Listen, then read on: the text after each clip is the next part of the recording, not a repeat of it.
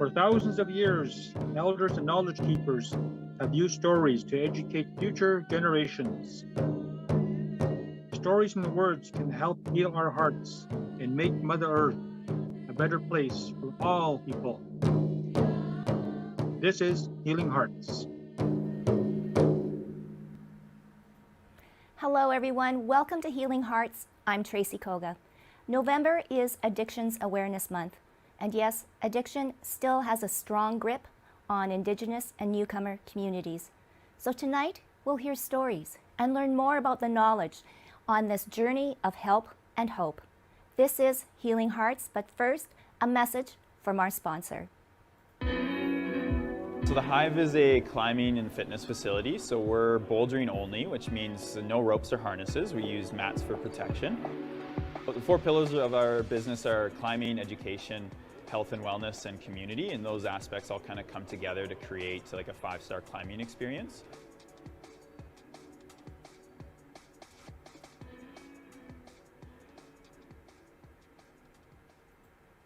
Welcome back to Healing Hearts. Once again, thank you to our sponsor, The Hive.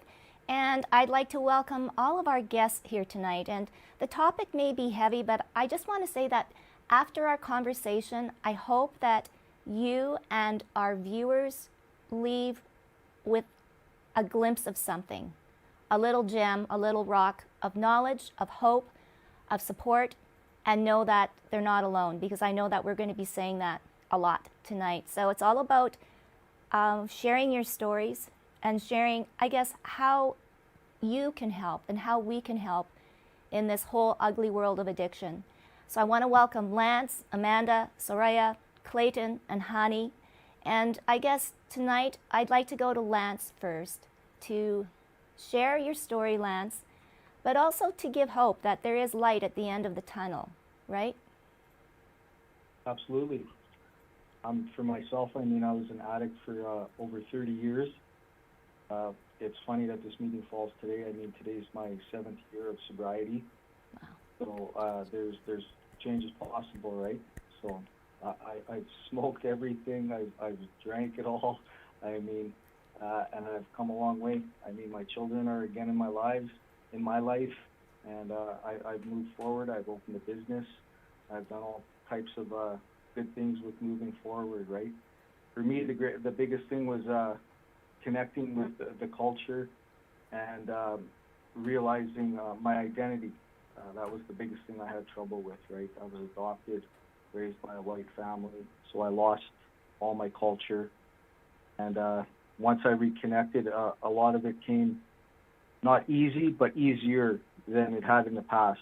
I mean, there were so many attempts at sobriety. I didn't get it until I dealt with the culture aspect and the identity aspect of it all.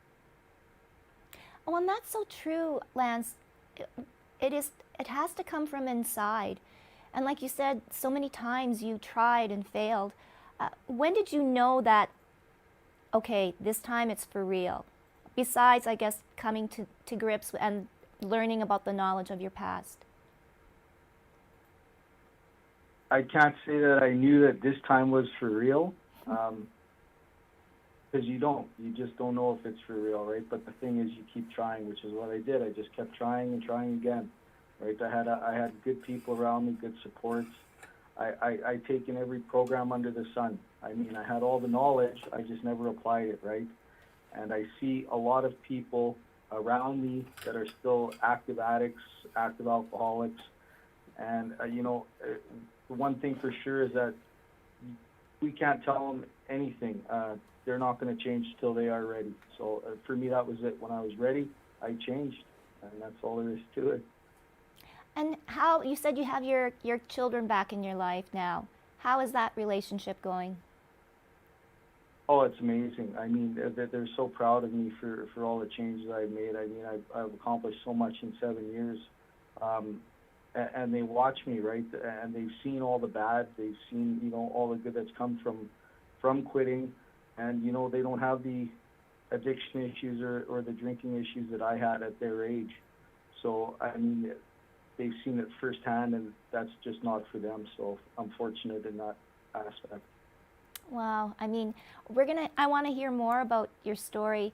And I think that, I think learning how each and every one of you have dealt with issues and how you've overcome them, I think is going to be really important tonight. I'm going to go to Amanda now. Thank you for joining us, Amanda. And I just want to say, too, Amanda is a peer support worker. So I guess before we get into your story, Amanda, let's talk about peer support and how it can be so helpful in, dealing with people coping with addictions. I would have to say my biggest thing would be is the lived experience. Being able to find that person you can relate to when you're trying to go through recovery, when you're trying to clean yourself up. As myself, I found with my recovery, I finally found that person where she had battled addiction. It may not have been the same one as me, but she knew the feelings I was going through, all the emotions I was going through, the relapses, like she understood all that and didn't judge me for that. So I find as a peer support worker, I'm so grateful I found out about the program, and I'm able to be there to help others that are going through addiction and let them have somebody that understands them too. And so now, yes, you're in that other reversed role, but now share your story, Amanda. So I grew up in an addictive household. I have a very addictive past in my family. And I started using, I was against drugs for many, many years. Like I said, I'm never doing them just because of the addiction that I had dealt with growing up.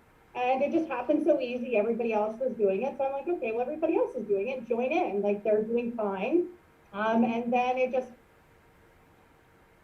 it took me down in a downward spiral. Within 3 years, I had lost my children. I was living at the Salvation Army downtown. I just had to pick myself back up, and I went to BHF. I ended up leaving there and relapsing. I ended up going to Pritchard House, and that's actually where I found my peer worker there. So it's been a challenge. Like every day to this day is still a challenge, because you're never fully recovered, I feel anyways, but you just make the right choices. So I've been clean for, I guess, out of rehab for 16 years now. There has been a few times here and there where I have relapsed. Oh, and Amanda, but I've grown so much, and I'm so proud of where I've come now. Sorry? Oh. So I'm happy where I am now in my recovery. I did hold a lot of it back during my recovery. I felt very insecure. I thought people were going to judge me because I was an addict up until about 2 years ago, where I finally started sharing my story and being proud of where I've come from. And that's when I got introduced to the peer support. wow, it's amazing. We did kind of freeze up there, so maybe if you could just you were just talking about that you have had some relapses. So how have you worked through all of that? Just communication with friends. I found I was going to counseling, talking through it, and just kind of reanalyzing my life and looking back at where I was and knowing that that wasn't the life I wanted to have. Like I have 2 wonderful children, and like Lance was saying, like I'm so grateful that they have chose not to live that life. They're very strong, and I feel like it's just I've been very open with them about my past, so I'm hoping that's why they chose not to live that life. Oh, wow. Well, I want to come back to you and Lance later on too, because it is an ongoing battle, right? You're not ever fully 100% cured. And I'm sure our knowledge keeper, Clayton Sandy, can talk about that too as well, Clayton, right? I mean, your journey has been amazing. Yeah. So you want me to share it now? Yeah, okay. Well, I'm just thinking that I'm not too sure if I was really going down an addictive road in regards to drugs or alcohol, but I think the road that I was going down was with a lot of violence. I grew up with a lot of violence in my home, a lot of alcoholism, a lot of violence, a lot of abuses of every kind, and that's sort of like the road that I felt that I was going down already. I think by the time I was maybe think maybe 21. I think maybe I was in jail 3 times already. It was all for violence, and I just seem to just feel like I'm not too sure because I have 8 older brothers, and most of them are in Stony Mountain, and some of them took lives before, and it just seemed to be that's the route I was going. And I think probably I always go back to I think when I was about maybe 5 or 6 years old, I, you know, for some reason I saw so much violence in my home. I knew that if I ever became a father, I wasn't going to be that kind of a person. So I think I made my decision back then. And then when I became a father, when I was 27, I decided to quit drinking and never allow alcohol in my house. And it's been nearly 40 years now. So that's sort of the road that I took. And same thing, like Amanda said, I think if you just share your story with your children and get them, let them understand your journey. I think it makes a big difference because I've had my oldest son. He had I asked him to help me with a video one time, and part of the video he had to share what he liked about me, and it really blew me away what he said about me, and so yeah, that piece really made me really sit back and wonder what kind of a job I did with him. And one of the things he said that no matter whatever happened in my life, I knew that you'd always be there for me. And so that's the piece that kind of really stuck with me. So yeah. So I have 2 boys now. They don't drink, they don't smoke, and they're workaholics. And yeah. Well, and I think that is just so much proof in the pudding. I know that's an old saying, but to be a good communicator, and it is to be open and honest, especially with your children, because they see you, right? And as little people, they think of you as role models, and what you do is like, oh well, I should be doing that, and they only want to please. And I think too, like even when our children, some might fall down that dark path too, they need to know that you will love them also unconditionally and be there to support them.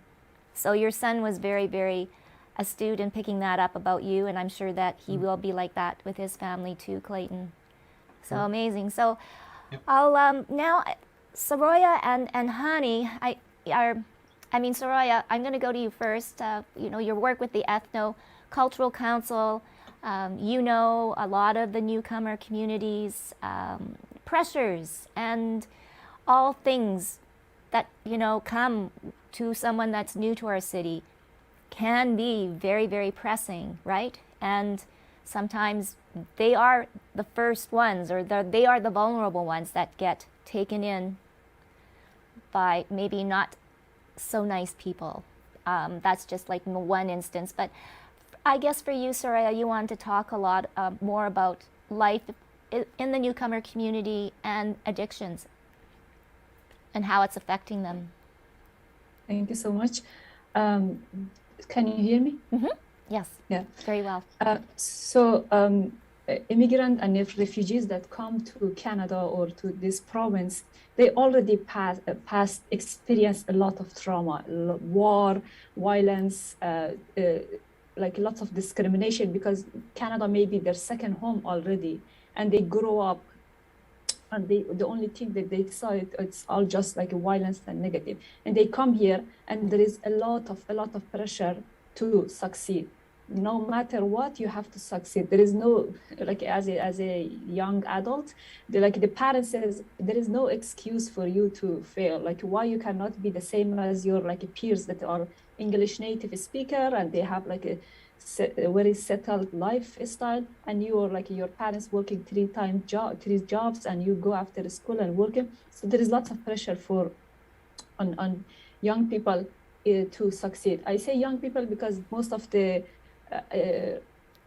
people that are dealing with addiction in refugee and immigrant communities are youth, and the youth are the only way that are, and they don't have any way to speak to anyone because it's not acceptable to be vulnerable, and at the same time the mental health there is a strangeness to it, like to go to the therapist and talk about something. Just for example, I will tell a story.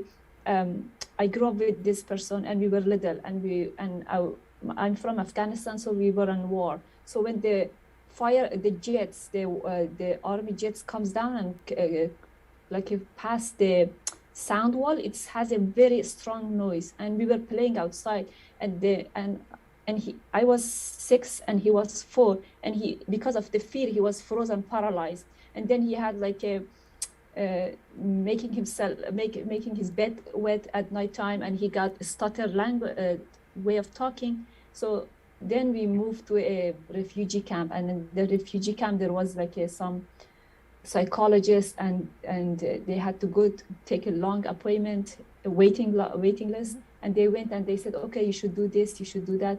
And when they come back, my grandparents said, okay, what's the medication? And they said, there is no medication. They just said, okay, you should behave to this child this way and this way. And it was something very strange for them. And said, you will spend like 2 days waiting to go and like listen to doctor and no medication. He needs a medication to fix his language, fix his way of talking. So like a therapy or mental health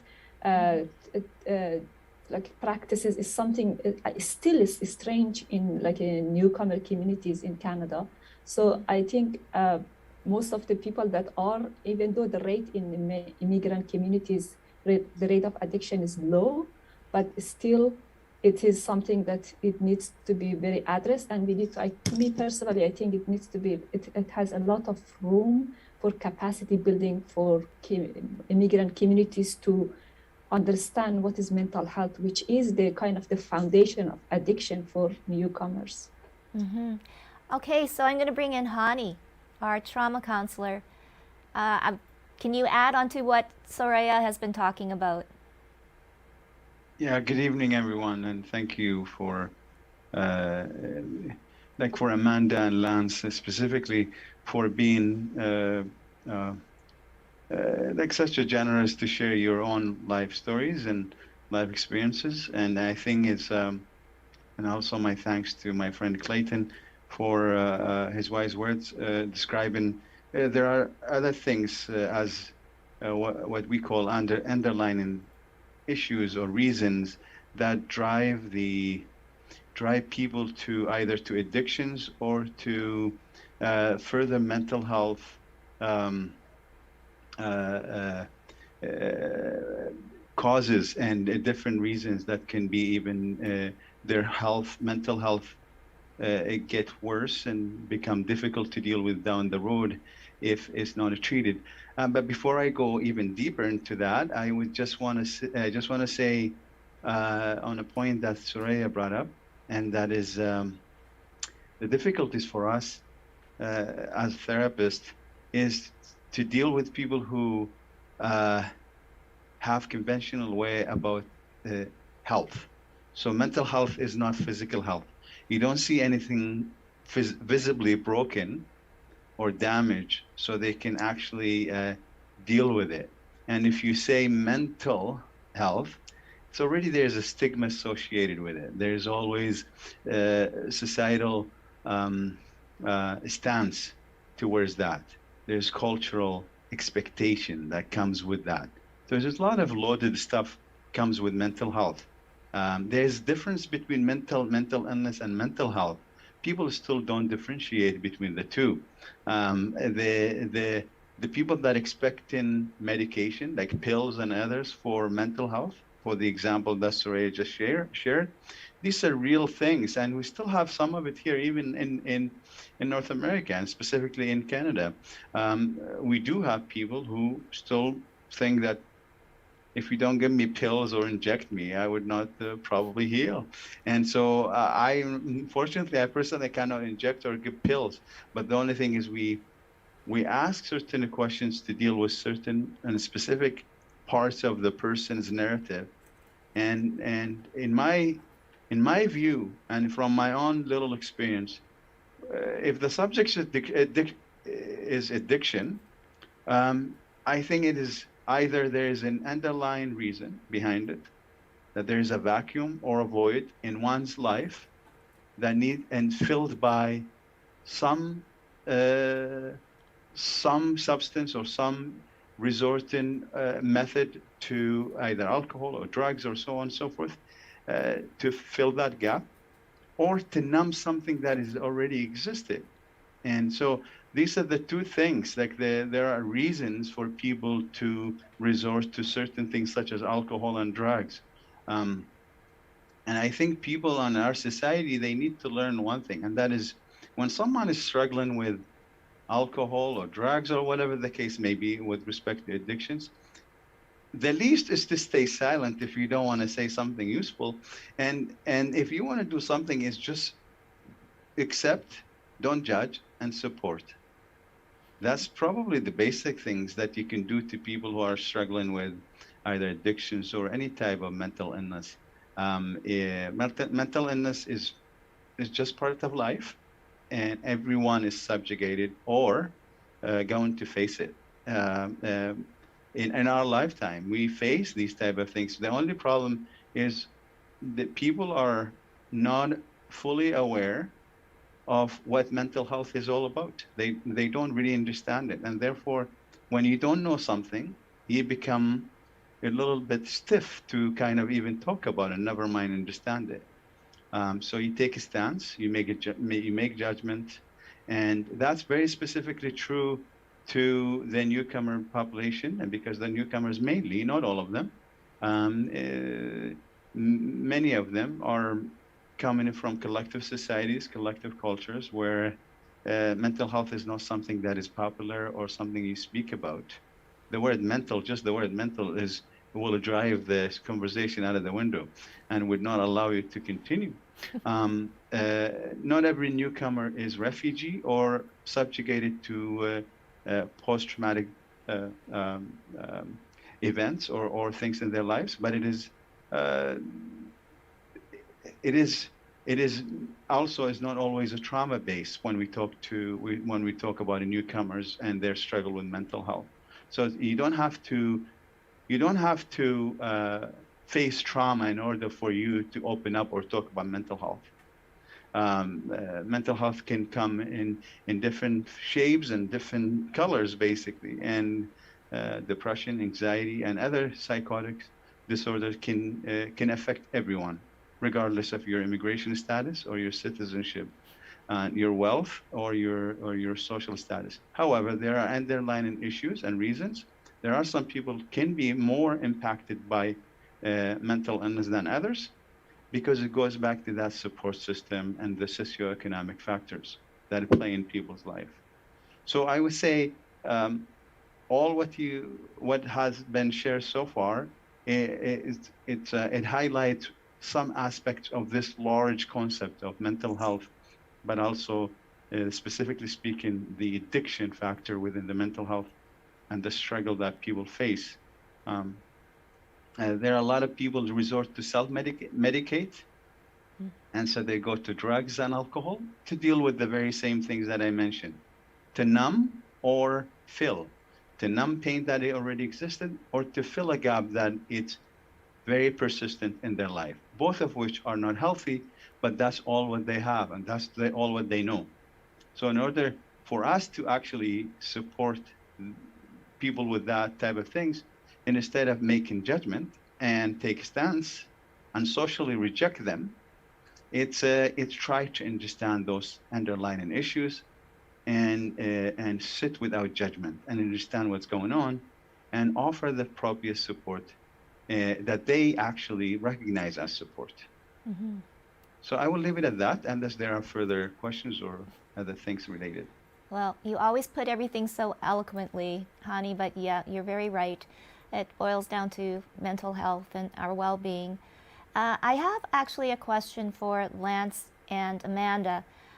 Breaking the cycle of your addictions, or for breaking the cycle of abuse, what is the hardest step? Lance. Dating is a problem, right? I mean, and telling yourself that you deserve better, right? I was stuck in a situation where I constantly told myself, this is where I am and this is where I'm going to stay because I don't deserve any better. So I was always down on myself for that. And it was just stuck there. I just thought I was I had to be in that rut, and that's where I was going to remain. Once I started, looking into the cultural aspect, reconnecting with family, stuff like that, being part of the 60s scoop, getting in touch with siblings I've never met, things started really falling into place for me and made things a lot easier. Knowing where I came from, that I do have family and supports out there, and utilizing all that and moving forward. So Who was that was the biggest part for me. And I want to ask, Lance, was there a person or someone close to you that you talked to first and told them about, your issues, your addiction? Not so much one person. I mean, everybody kind of around me saw everything I was doing. It was more or less that I saw the people that had faith that I could do better, that kept giving me chance after chance after chance. And it made me realize that, what, people think I can do better. Why don't I think I can do better? And once I changed my thinking and started making better choices, it led me to where I am today. Yeah, no. Well, that's great. Amanda, for you, breaking mental. Once again, I have to agree with Lance. Like, once you get in that cycle of using, eventually you get so down and out on yourself, and you're like, I don't deserve any better. And so I found with myself, the worse I got into that hole, the heavier I got into the drugs, and it just was a vicious cycle.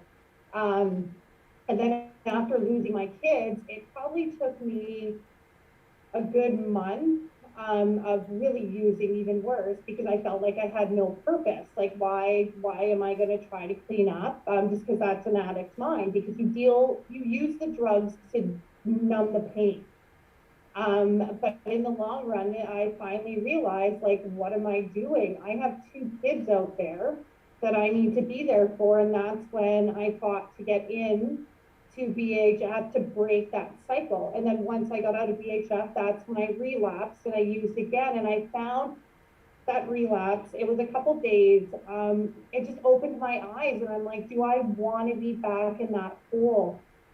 So for me, the relapse was a good thing. I don't know how, like, maybe for other people it wasn't, but it made me realize where I don't want to be. So that was my awakening moment, when I'm like, okay, things need to change. I can't go through it, because it's an emotional roller coaster, like recovery and getting through it. Oh, no doubt.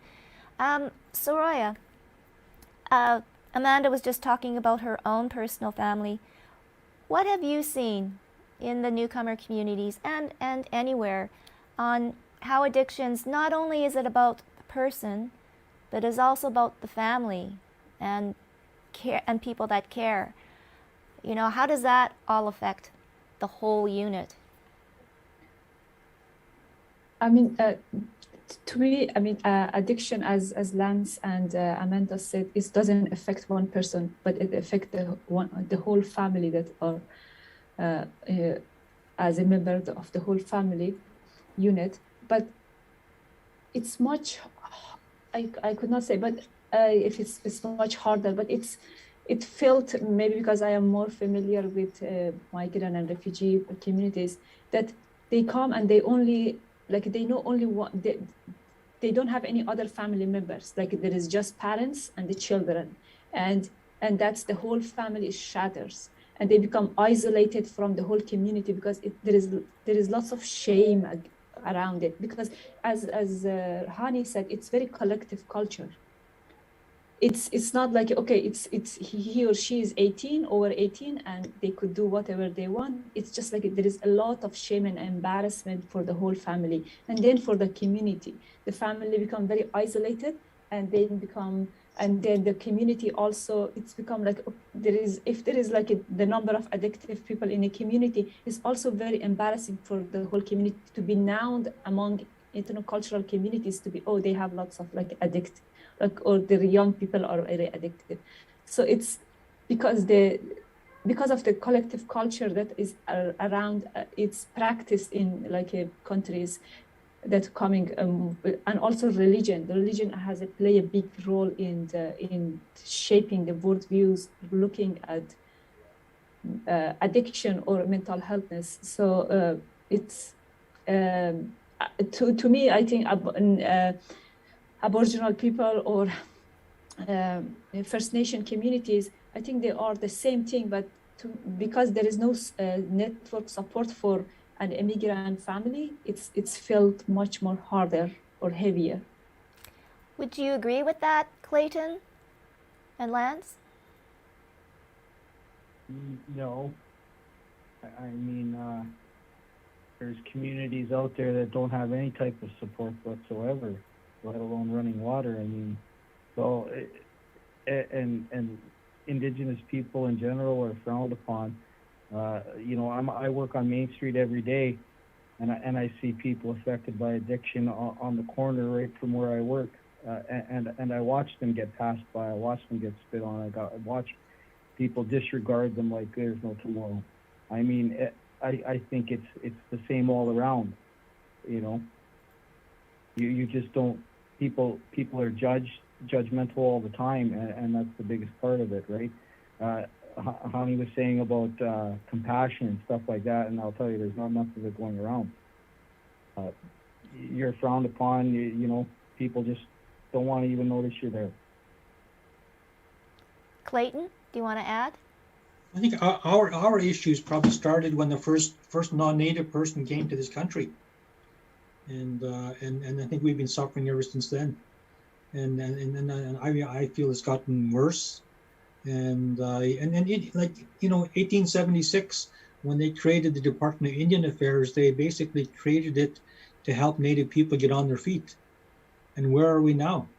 And so it wasn't they made a commitment at that time that they're going to be around for 15, 20 years, and by that time Native people will be on their feet and doing well. And 150 years later, look where we're at. We're the poorest of poor in Canada, and frowned upon, yeah, you know, most communities, you know, in my father's community, the male adult, they for welfare, they get $185 a month. And that's all they get.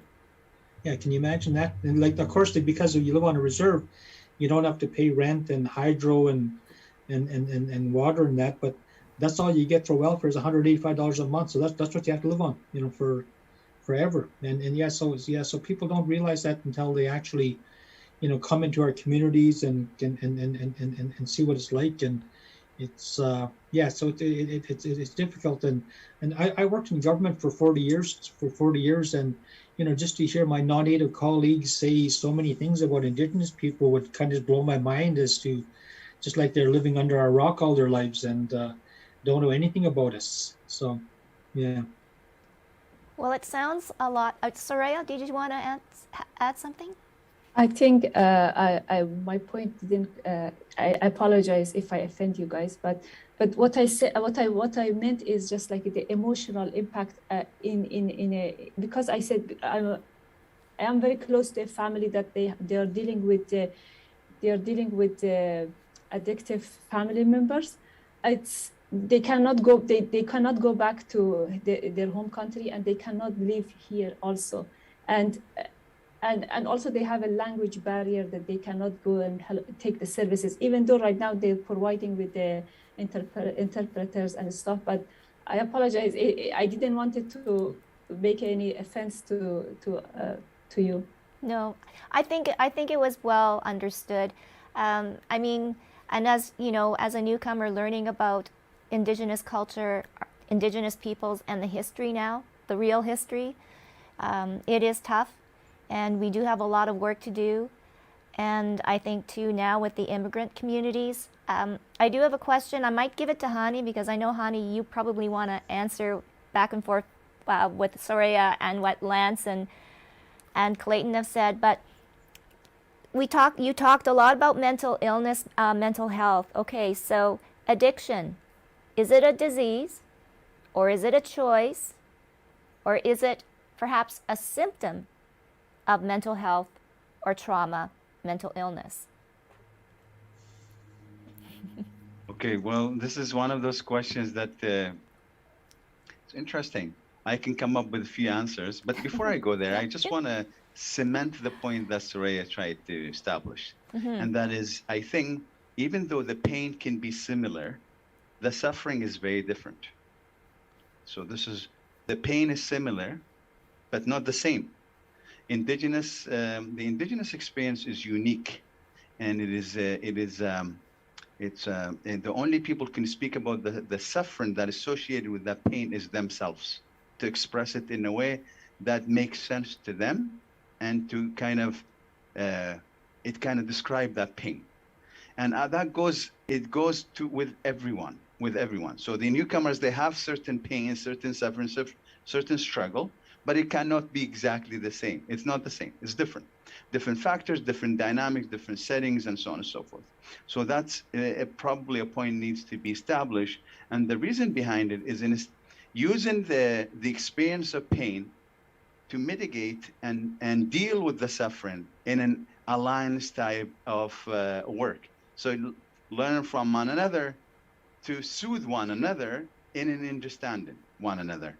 And instead of saying, you know what, I know how it feels because my situation is similar to yours or same as yours. That's probably it's not necessarily helpful, because the uniqueness, a unique part of that pain is really associated with the personal narrative that it comes with it. And for that reason, I feel like it's, I think what Soraya wanted to establish is the newcomers also have lots of struggle in the mental health in general. And it can be understood different way in a different manners. And so you can speak to that, Soraya, later on if you have a chance. But basically, that's what I understood. There are kind of common ground and similarities in terms of suffering and pain associated with mental health and so on and so forth. In terms of the addiction, and answering the question about addiction, I think the addiction, for the reasons that I mentioned earlier, I personally say, I don't think it is in, so there are theories about it, okay? And also there is research behind it. And funny enough, speaking about the research, the newcomers, if we go back to the newcomers, they come here with good mental health, by the way, but their mental health state starts going down 5 years after, believe it or not. That's what the research is showing. So they come with good, okay, mental health, and then start going down after a number of years. We don't know what the reasons are. We can speculate. I have my own theories, but that's what the research so far is showing. In terms of addiction, is it choice, is it disease, is it the third one? I don't know what you said. A symptom. A symptom. I think it is very hard to say it is a choice. I don't think people choose, okay, let me be an addict. They wake up in the morning, hey, I want to be an addict, and they start doing something. I don't think so. I would not agree with that. In terms, is it disease? Well, the person themselves can say that because they know what it is that to live with addiction. So they can tell you it is actually now it's a disease that I need to treat. I found myself in this cycle now. And for that reason, that's why we say the society should be supportive, whether that's through program or at least understanding it in a way that is not judgmental. It would a little bit help in the treatment of so-called disease.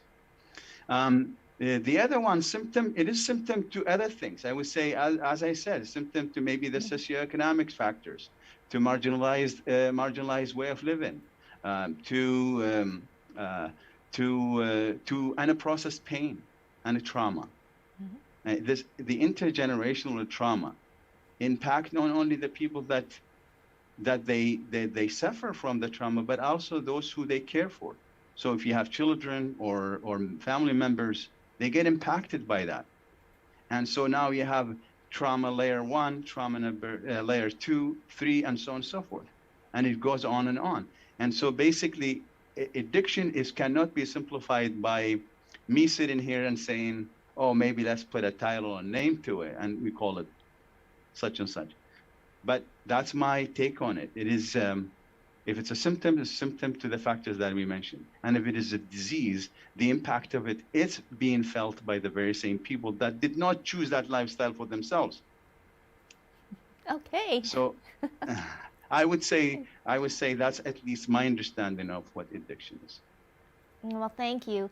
And I'm not too sure when we say choice, maybe it's they just choose to make bad choices, not that they choose to be an addict. But Amanda, I'm curious now. I'm getting back to family. Uh, did you have that hard discussion with your children, or were they too young? They were really young at the time. They would have been in grade 2 and kindergarten. Mm. So they were very young when they went through it, so they didn't understand. I just pretty much was able to tell them, like, mommy needs to heal herself, she needs to get better. So I'm going to go away for a bit.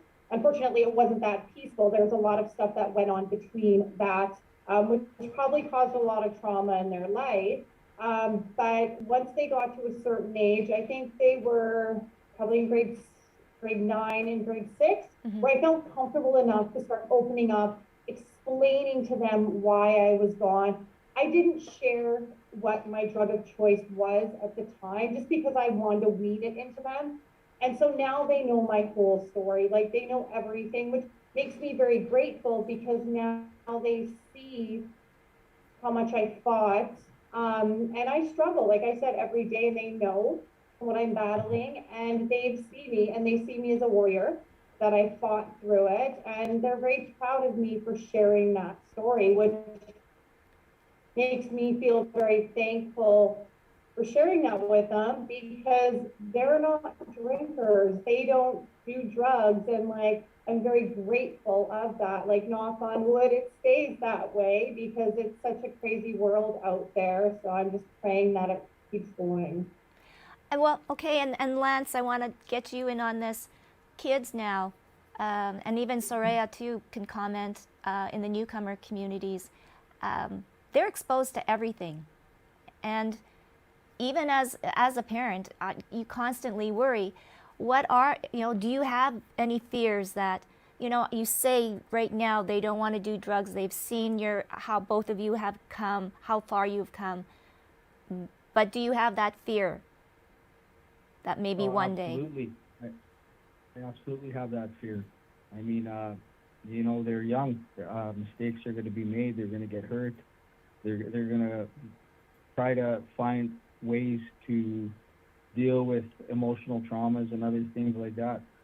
I mean, absolutely, I'm worried. But all I can do is just tell them every day, that I'm here and I care, and that's addiction's a good hiding place, but you can't stay there, right? So I mean, it's not going to help them in any way. And all the positive things that they get to see that have come in my life in such a short time, it reinforces that that's not what you need to do to get by. So Oh, wonderful. I'm just trying to be a parent and trying to raise them as best as I can by showing them that there's a better way. Oh, that's so true. Soraya, you have your hand up. Then I'll go to you, Amanda. Soraya. I want to go back to what Hani said earlier. He said providing support that they recognize as a support. And I want to make a connection with family members of addict person. How to recognize, like, this is the support that they want. Because for example, if somebody has a family member and the support is, okay, you need to go to therapy, you need to go to camp to, this is like recognized as a therapy, but how you could understand an addict person who also deal with psychosis and hallucination to know exactly something that they recognize as a support, but you don't recognize as a support. Mm-hmm. No, I mean, definitely. And again, it boils down to a language barrier and cultural barrier too as well. But Amanda, about your kids. Yeah, I'm super grateful that where they are. And like, one unfortunate thing right now is that I am working with a family member, actually my cousin, that's battling addiction right now, which has been a huge turnaround for me, because I've never had a family member that has battled with addiction. And unfortunately, like, he's living downtown, he was on the streets for a little while. And I'm very open with him too, to see it can happen so quickly to anybody. and how fast people can fall down. And it's not like you just get back up. Like there's a lot of steps that we need to do as individuals to help ourselves recover. It's a lifetime of changing, of recovering. But yeah, I couldn't be any more proud of them and where they are, and it's just keeping the faith that they're gonna stay that way, because it's just like myself. It could take that one shot where they're out with their friends and they're like, oh, okay, well they're doing it. It can't be so bad. I'm just gonna try it. And that one time trying it can lead to more and more and more. And I'm just very open with them and make sure they know that one time can lead to a lifetime. So yeah, that's all I say to anybody is be open with your children to their age level. Like, you don't have to tell them everything, but just be open and connect with them and let them see where you've come. On that, and you're right. It's that communication level, and I think that you're a great example of that. Your children were very, very young and wouldn't understand, and then as they got older, you could open up more, and I think that is part of the healing too, right? I'm sure Lance can agree to that, and Clayton, I'm going to we're talking about all of these things. If we talk about culture, Indigenous culture, sweat lodges, and all of these things that can bring people, but more importantly, the soul, right, together Sure. and heal. Yeah, for sure. I wanted to share something quickly. About 6 or 7 years ago, when I first met Lance, I asked him if he wanted to come to a sweat lodge with me in my community. So we all met not too far from my place, and I just got a brand new truck at that time. I think I had like maybe 75 kilometers on it, and him and a couple of other guys got into my truck, and they're looking at my new truck. And I remember Lance says, "I'm going to have one of these one day." And 3 weeks ago, we went to back to my community in his brand new truck. Yeah. Wow. So yeah. So yes, I think the culture is so important. Like I find that our people have been lost for like 100 years, and not knowing the truth. So I think once you kind of make that connection again to your mind and your body and your spirit, it makes a big difference. And that connection is just so overwhelming. And I just can't get over sometimes when I go to ceremonies, how many non-native people are coming to our ceremonies looking for that connection. And it kind of wows me sometimes, but it's a really good thing. And to me, it doesn't matter what you believe in, as long as you become a good person and caring person and giving person. And I always say, if you pray to a tree, so be it. And but I think you have to get connected to something. Yeah. Well, thank you. And I wanted just to say to Saria, yeah, don't feel bad about what you said. It's good to be uncomfortable. It's always a good learning moment. Well, and that I wanted to ask Clayton that question because we often do talk about traditions and with the Indigenous culture, some very interesting traditions that yes, non-Indigenous people are becoming more interested. Soraya and Hani, having people like yourselves working with the newcomer communities, educating about mental health, about addictions. I see a clear need for more of you, right? Newcomers can relate to you the same way, and you've had experience here, and you kind of know the nuances and the lifestyle of Winnipeg, Canada, North America. Doesn't really matter. Do you see that happening more, Soraya? I think Hani is the Hani. best person to answer because he works in the sector. He might knows more with people that dealing or going for these services. But you are very passionate, Soraya, so that's why I mentioned you. But Hani, yes, you're in it now. So just for the record, I'm a mental health specialist. So I'm like when you say sector, I don't know what sector I use. I'm still working connected to the newcomers. So if we're talking about connecting to culture, you really don't need to be connected to any sector. Culture is an important factor in anyone's life. Culture is not eating food or dressed in a certain way. Culture can be deeper than that. It's a sense of identity. It's forming a character that inspired and informed by certain teachings and belief system that comes through the pocket of culture.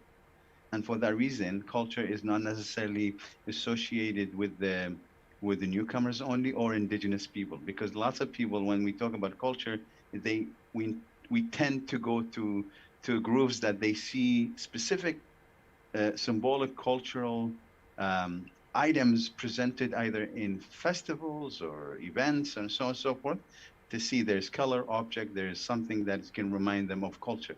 I think culture is an important factor, as I said, and to Clayton's point, the absence of culture in the indigenous example created a big problem to the very same peoples.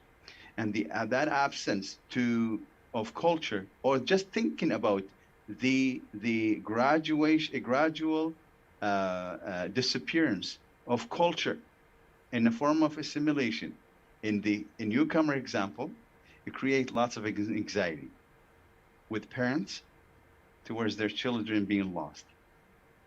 And so for that reason, Canada is in comparison to many different countries around the world, where culture can be, believe it or not, for the newcomer example, I'm saying, this is not applicable to the indigenous example previously, but I'm talking about the newcomers have a great opportunity to preserve some of their cultural practices, cultural identities, and so on and so forth. Why? Because the society is kind of open to allow such a thing to happen for us as newcomers.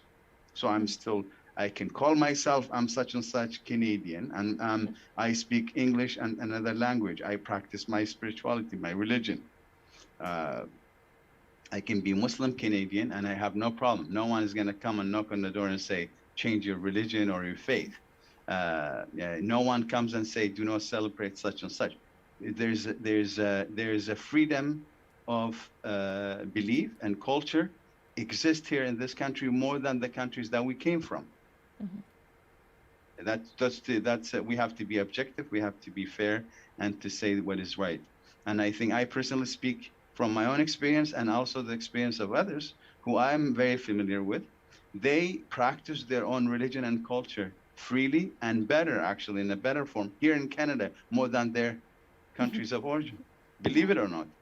And so their culture becomes very dear to them, but that balance, if it gets shifted in a wrong and unhealthy way, it creates problems. And what does that mean? Means if you become so infatuated with the fact that preserving culture means isolating yourself from the host society, then you become doing what I call counter assimilation. Counter assimilation, which is very different from integration, and that is you trying to live in a bubble in the name of preserving your culture. What that's going to end up with, you living with all sorts of types of anxiety, trying to preserve something that you could preserve it in different many ways, which I can consider healthy if you can use the opportunity of the freedom that is available and practice your culture, be happy with it and proud of your identity that you can form for yourself without you being isolated from the rest of the world. But fear always drive this process. Mm-hmm. So the fear of losing one's culture identity, drives them into inward and drives them to isolation. Which then can drive them, yeah. And then that's why you find lots of parents, newcomer parents, there's generational gap and barrier between the parents and the children. Mm-hmm. And I think, and I don't want to speak for the indigenous, we have here 3 individuals that they can speak better than I do, or Clayton can take that on. I think one of the intergenerational trauma impact on the indigenous people is when the culture started to be taken away slowly and gradually, and it became completely the opposite of what I spoke about. It's taken away, basically, away from the indigenous people. And then you bring in the younger generation to the parents and tell them, okay, now here you can speak and talk to each other. Obviously, the language of connection is gone already. Mm-hmm. Wow. And that comes with lots of things. Yes. parenting, family, and so on and so forth. Wow. So it's a vicious circle, but I maybe just want to do a little round robin. I have one more question here, and it's a good closer one, especially for Lance and Amanda. Words of advice on how to approach a loved one that you're concerned about, and that you do have maybe feelings or ideas that they might have an addiction. Amanda? Honestly, just letting them come forward with it, letting them know that you're there for them. Even though as a family, I've learned this a lot in the last few months, having a cousin, a really close cousin, going through a really bad addiction, is as a family member, you want to be there, you want to hug them, you want to do everything you can, but you need to know with somebody with an addiction, you need to stand back and just be there and support them.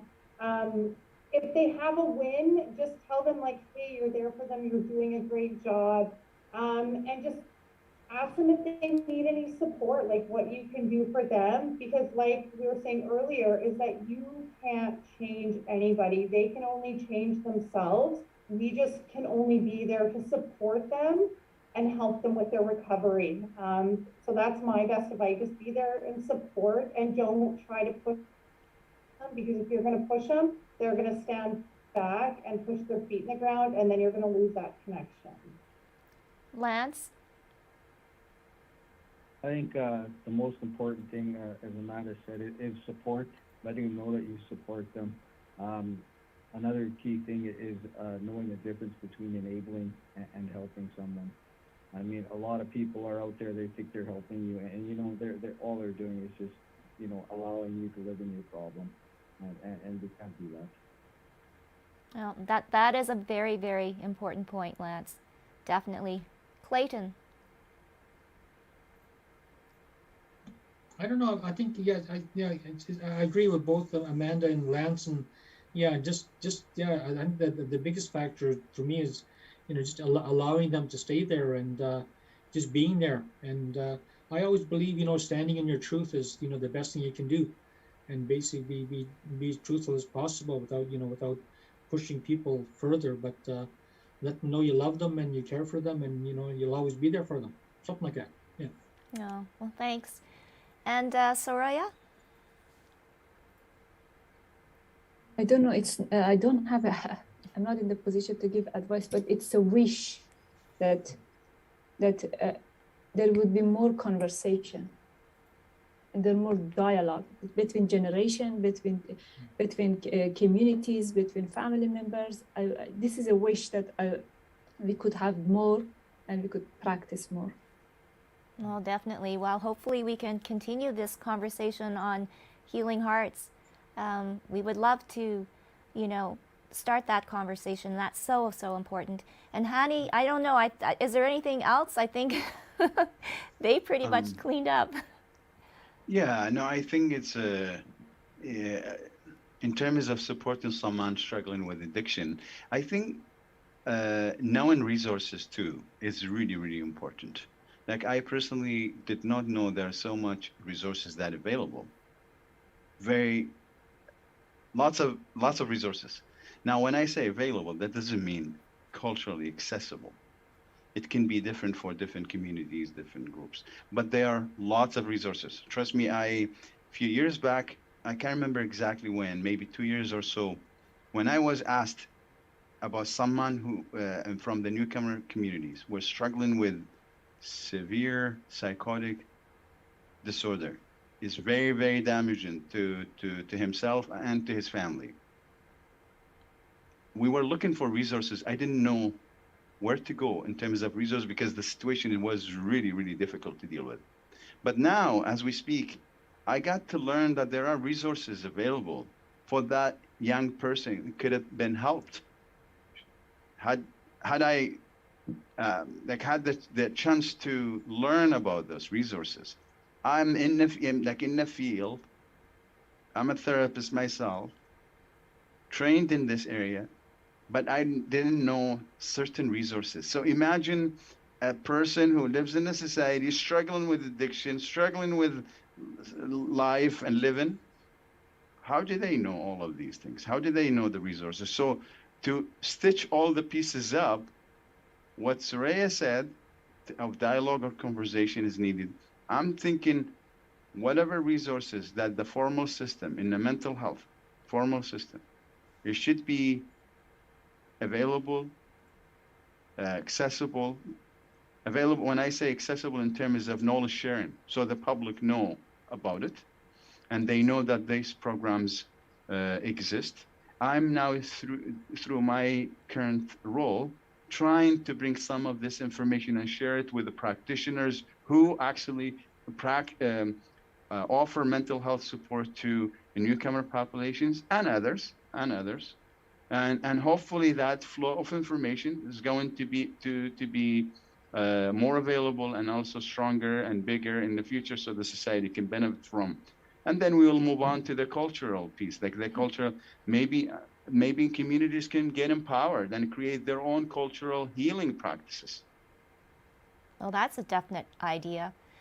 Before Yeah. we wrap up, where would be the first place then for people watching or for somebody out there? Hani, where should Yes. they go?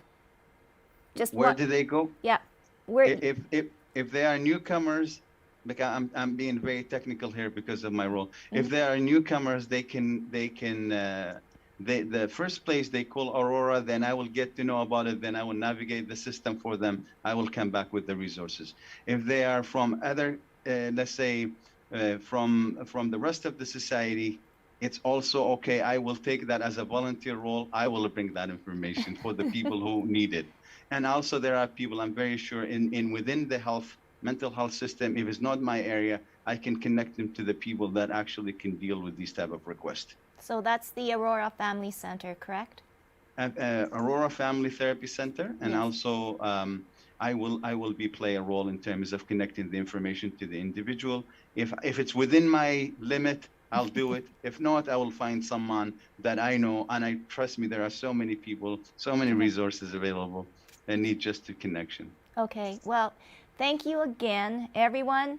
It's been such a very, very an amazing conversation. Amanda, thank you as always. And she is a peer support worker, and I'll tell you too, peer support is often, more often than not, very, very useful and resourceful too as well.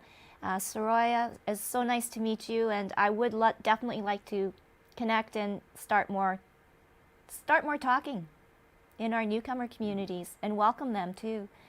And Lance, thank you again for sharing your story. All the best to you and your family, and you're, definitely on the right track and a real inspiration. So Yeah. thank you again. Last thing, maybe if I can, Tracy, Yeah. is in 2018 I started with other people a conversation on mental health. We call it community mental health conversation, Mm-hmm. where people came with service providers and community members that spoke about mental health and people who were wrapped up with cultural taboos when it comes to some of the people, not all of them, Mm-hmm. when it comes to mental health. My wish is, my other second wish, maybe Clayton and I and others, we create an indigenous and newcomer community conversation on mental health and bring people and start talking so they learn from one another, but also open a conversation that is not necessarily easy to open and start. And so maybe that's a start to as a conversation that Soraya was referring to. And then when that established, hopefully we connect with the mental health system and Well, how the resources yes. can be used and so on and so forth. Okay. That's another show. But I mean, we've got Amanda here, and we've got you, and Clayton as always. Thank you. It's always a pleasure for you to be part of this, Thank our you. knowledge keeper.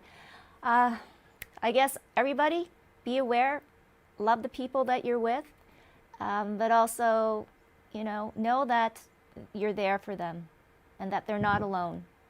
And I want to thank all of you for being here tonight on this show. Thank you all, and good evening. Thank you for joining us here on Healing Hearts. Great, thank you. Thank you. Thank you, Tracy. Have a Bye-bye. good evening.